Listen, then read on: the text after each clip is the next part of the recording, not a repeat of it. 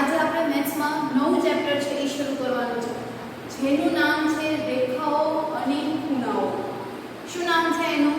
રેખાઓ અને ખૂણાઓ. આપણે બેઝિક માહિતી છે એ સમજીએ છીએ. રેખા કોને કહેવાય, ખૂણા કોને કહેવાય, શિરોબિંદુ કોને કહેવાય. આપણે આ બધી જ નોલેજ છે એ આપણે પ્રાઇમરી સ્ટાન્ડર્ડમાં છે એ ભણી આવ્યા છે. આજે આપણે આ ચેપ્ટરમાં નવા ખૂણા વિશે છે એ ભણવાનું છે, જેમ કે સરળ કોણ, વિપરીત કોણ, આસન્ન ખૂણાઓ. બરોબર? તો શરૂઆતમાં આપણે પહેલા એની સામાન્ય માહિતી છે એ મેળવી લઈએ. તો પહેલી જે વ્યાખ્યા છે એ છે રેખાખંડની. શેની વ્યાખ્યા છે? રેખાખંડ.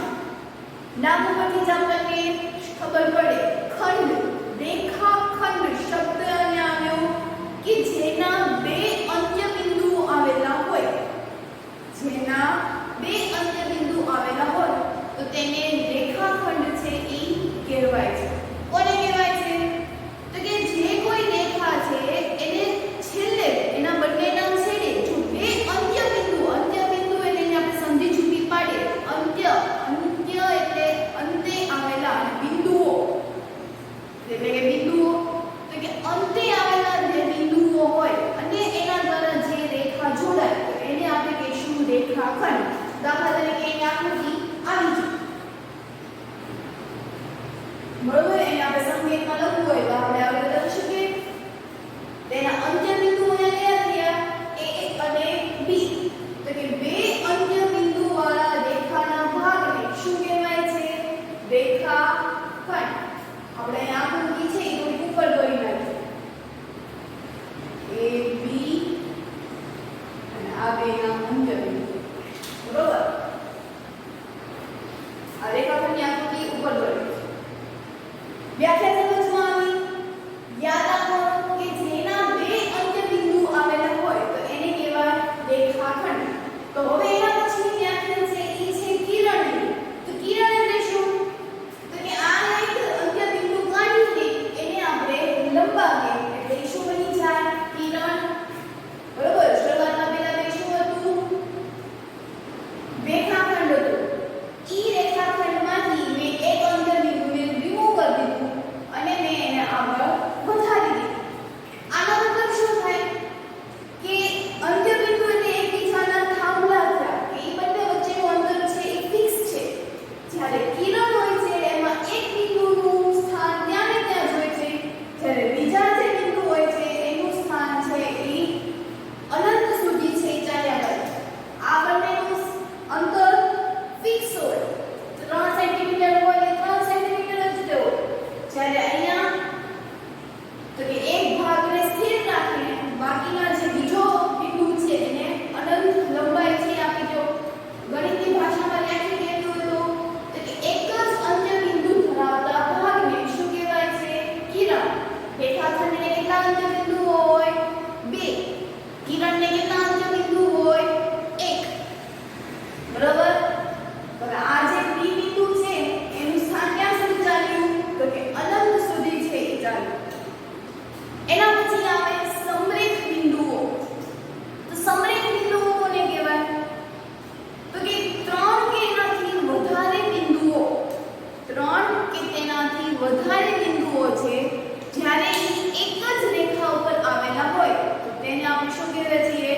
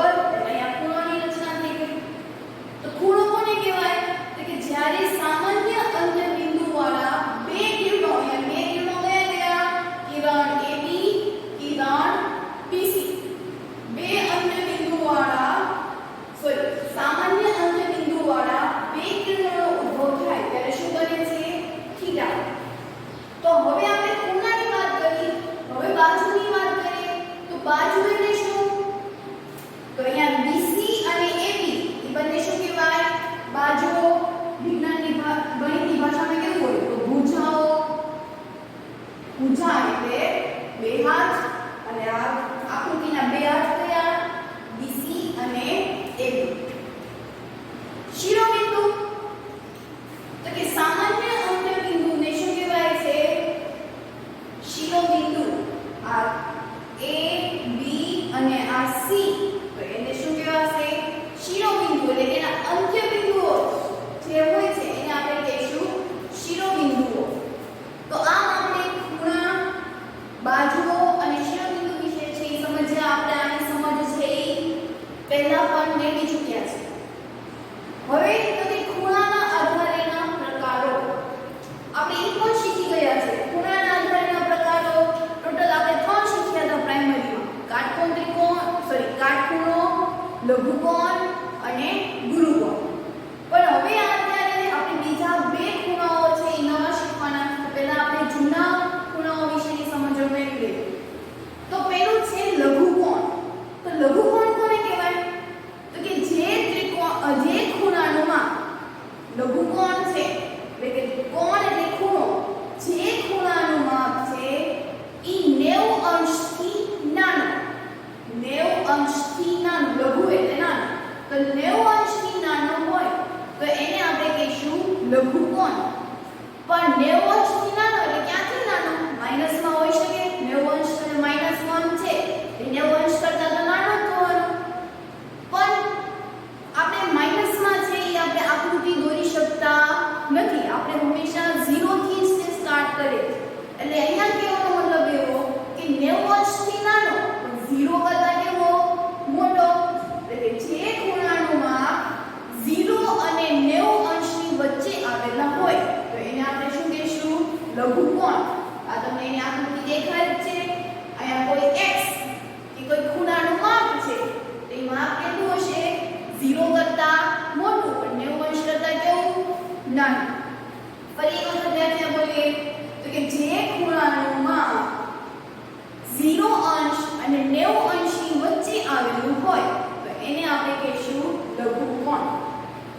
એના પછી વાત કરીએ કાટકોણ.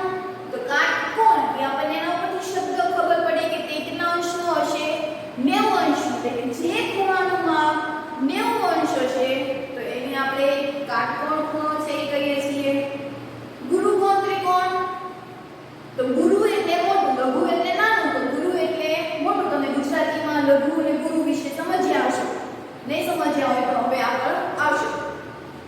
પણ અહીંયા આપણે મેથ્સની વાત કરીએ તો ગુરુ એટલે મોટો એટલે કે જે ખૂણાનું માપ છે એ 90 અંશ કરતા મોટો હોય તો એને આપણે ગુરુકોણ કહીએ છીએ.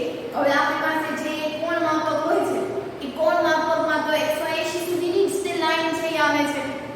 બરોબર 180 એ સીધી લાઈન છે એ બની થાય છે. પણ હું એમ તો 90 અંશ કરતા મોટો એટલે 90 અંશ કરતા મોટો એટલે કદાચ 520 અંશ હોય તો શું એ લઘુકોણ કે ગુરુકોણ બનશે? કારણ કે કોણ માપકમાં તો 180 સુધીનું જ બતાવે છે.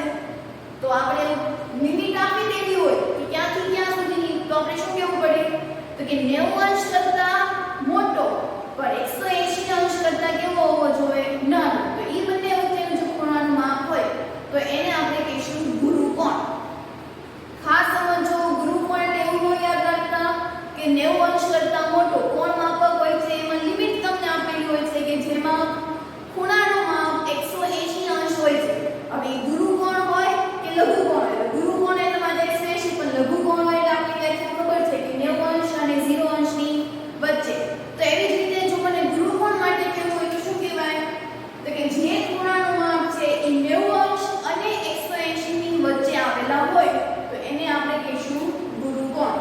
જે અહીંયા તમને આપેલું છે અહીંયા ગુરુકોણ એટલે 90 અંશ કરતા મોટો ખૂણાનું માપ સપોઝ કે r છે. r એટલે હું એવું કહી દઉં કે 110. તો એ 110 છે એ 90 કરતા મોટા પણ થયા અને 180 કરતા નાના પણ થયા. એટલે કે જે ખૂણાનું માપ 90 અંશ અને 180 ની વચ્ચે આવેલા હોય તો એને આપણે કહીશું ગુરુકોણ. હવે અત્યારે આપણે ખૂણાના આધારે બીજા નવા બે પ્રકાર છે શીખવાના છે. એમાંનો પહેલો છે ઈ સરળ કોણ છે. શું છે? સરળ કોણ.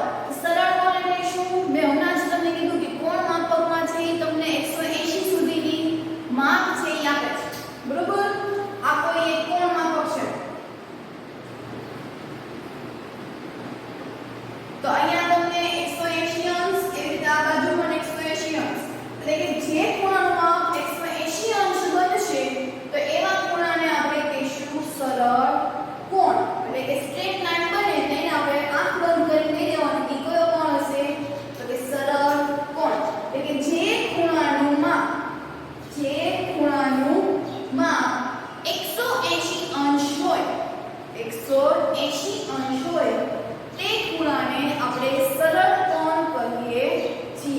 કહેવાય છે એને સરળ કોણ. તો હવે એના પછી આપણે વિપરીત કોણ વિશે છે સમજવાનું છે.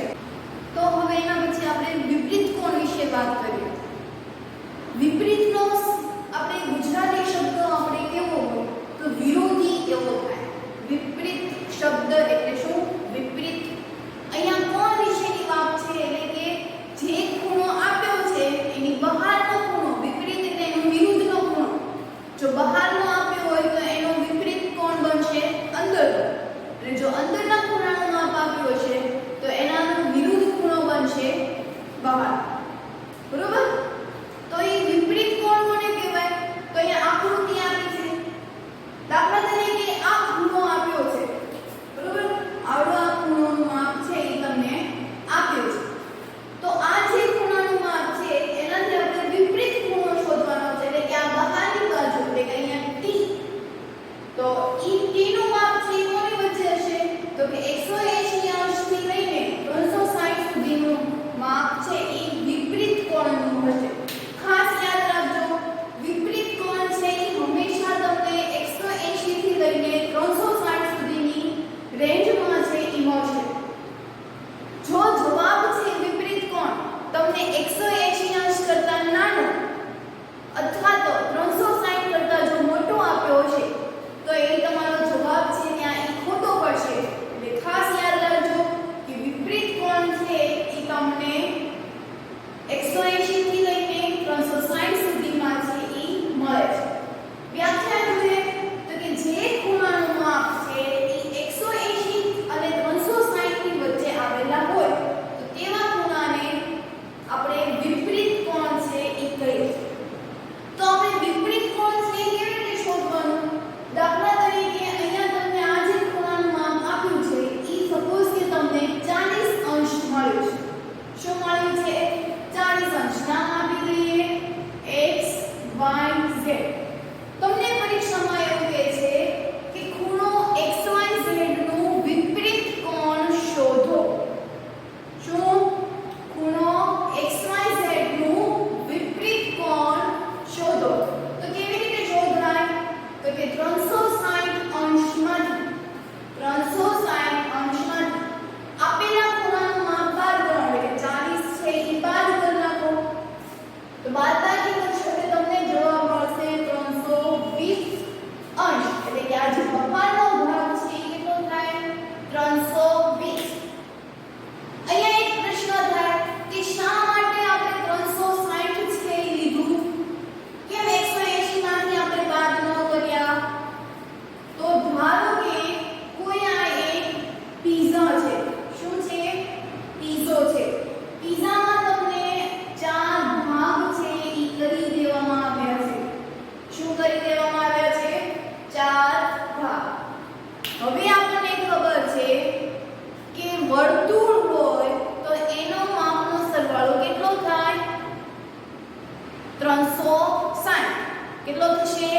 360. જો અહીંયા 90, તો આ પણ 90 છે એ 4 વખત હોવાના, તો 9 ચોક 36. એટલે ટોટલ જે ખૂણો છે તેનો સરવાળો કેટલો થાય? જે રીતે ત્રિકોણના ત્રણેય ખૂણાનો સરવાળો 180 થાય એવી રીતે જો 4 ખૂણાઓ આપેલા હોય તો એનો સરવાળો કેટલો થશે? 360. હવે હું તમને એમ કહું કે આ જે પિઝાનો ટુકડો છે એને બહાર લઈ લીધો. શું લઈ લીધું?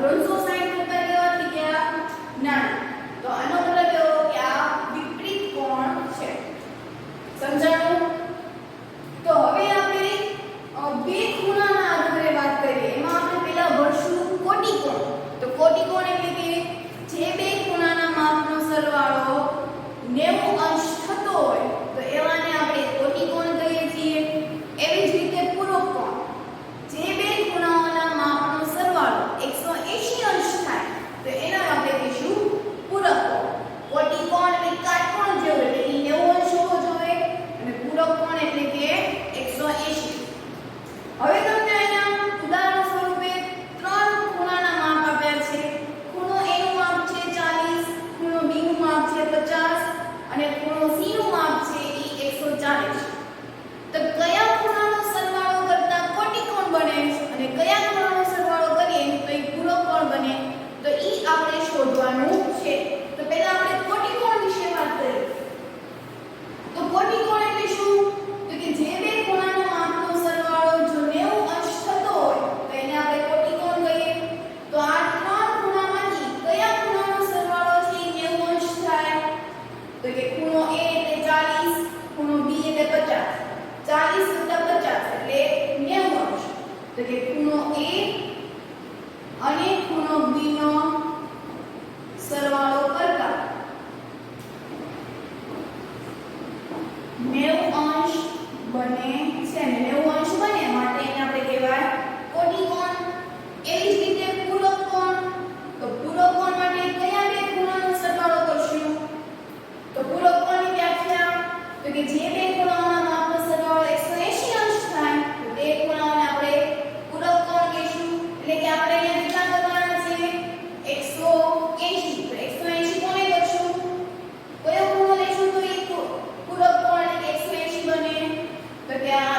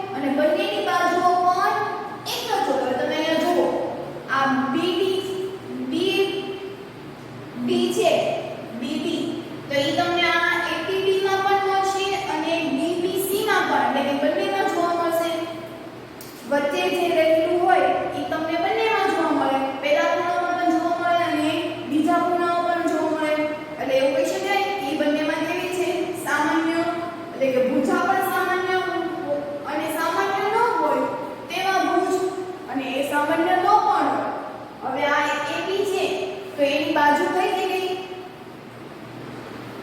BD, તો આ BC છે એની સામાન્ય બાજુ કહેવાય નહીં. એટલે ટૂંકમાં કે અમુક ભુજાઓ છે એ સામાન્ય કોણ હોય અને ટૂંક બીજી રીતે કેવું હોય તો સામાન્ય ન કોણ હોય. તેવી જુદી જુદી બાજુઓ હોય તેવા બે ખૂણાઓને આસન્ન કોણ કહે છે. એટલે કે આસન્ન કોણમાં કેવું હોય તો કે ખૂણો ABD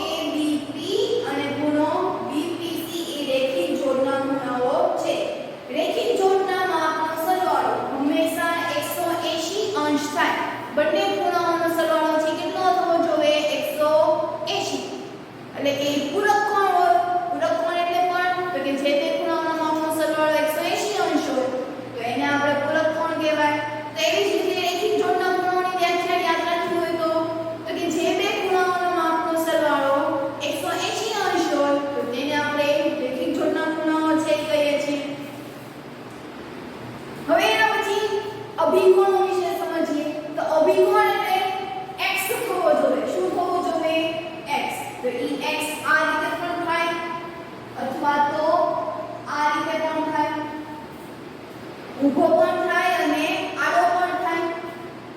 તો એ અભિકોણમાં સામસામેની જે બાજુઓ છે એ કેવી હોય? સરખી હોય. એટલે કે આમાં x હોય, આમાં પણ કેવી થવાની? x. જો આ માપ છે એ y હોય તો એની સામેની બાજુ એટલે કે આ, તો એ પણ શું થાય? સરખી. એટલે કે અભિકોણમાં સામસામેની બાજુઓ સરખી હોય.